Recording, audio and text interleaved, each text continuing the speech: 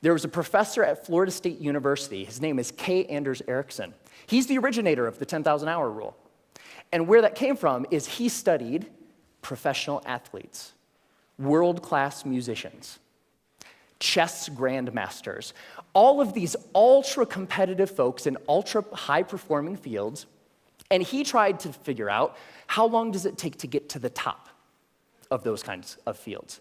And what he found is the more deliberate practice, the more time that those individuals spent practicing the elements of whatever it is that they do, the more time you spend, the better you get. And the folks at the tippy top of their fields put in around 10,000 hours of practice. Now, we were talking about the game of telephone a little bit earlier. Here's what happened. An author by the name of Malcolm Gladwell wrote a book in 2007 called Outliers, the Story of Success. And the centerpiece of that book was the 10,000-hour rule. Practice a lot, practice well, and you will do extremely well. You reach the top of your field. So the message, what Dr. Ericsson was actually saying is, it takes 10,000 hours to get to the top of an ultra-competitive field in a very narrow subject. That's what that means. But here's what happened. Ever since Outliers came out, immediately came out, reached the top of the bestseller list, stayed there for 3 solid months. All of a sudden, the 10,000-hour rule was everywhere.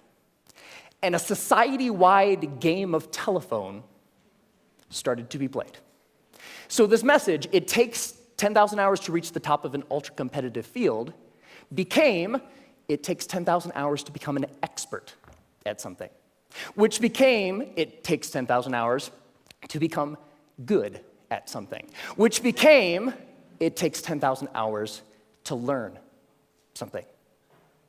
But that last statement, it takes 10,000 hours to learn something, it's not true. It's not true.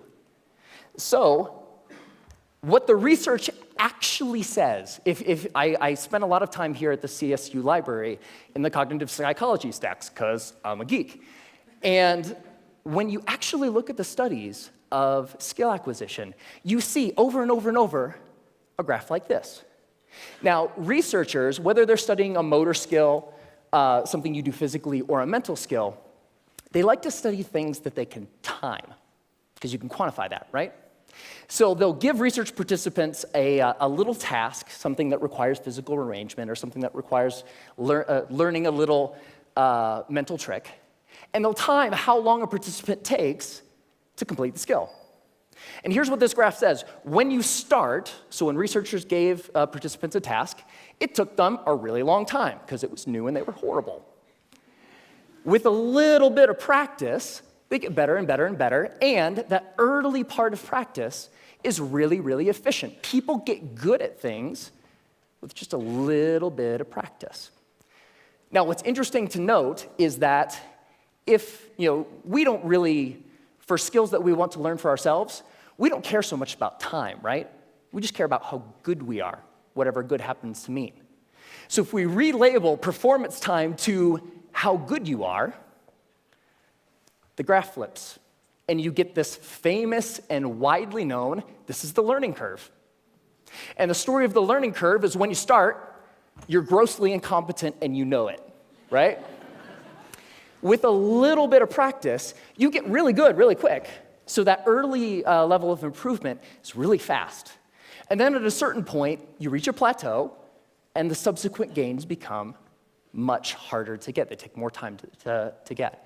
Now, my question is, I want that, right?